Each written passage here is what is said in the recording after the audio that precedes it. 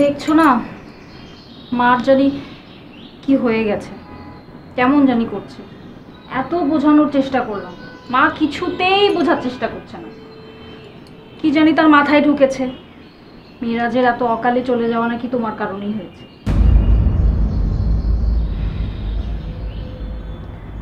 শোনো, আমি বলি কি, তুমি কদিন তোমার মায়ের বাসা থেকে ঘুরে আসো, ভালো লাগবে। আমি তো তোমার মনের অবস্থাটা বুঝি, তাই বললাম। আমি যাই, কিছু হাতের কাজ ফেলে।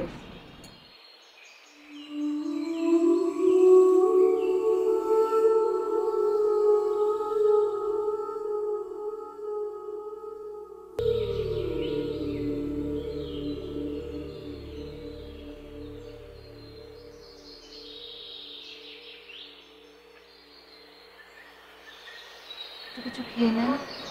আমার খিদা নেই, যাও। মা না খেলে তো শরীর খারাপ করবে।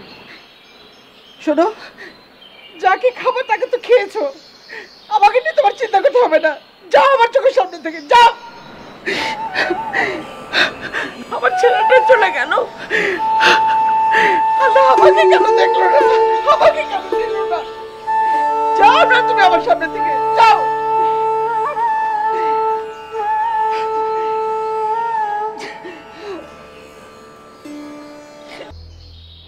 মা আসেন, আপনাকে দুগাল খাইয়ে দিই।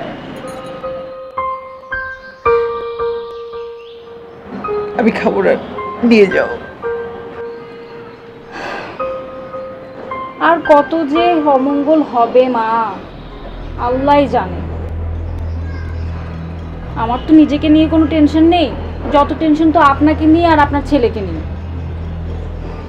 বিয়ের 6 মাস আগে নিজের বাবাকে খেয়েছে, আর 10 দিনের মাথায় মিরাজকে। আর কত কি যে হবে। নিন একটু খেয়ে নিন। কি সুন্দর ছেলেটা, কি যে হয়ে গেল।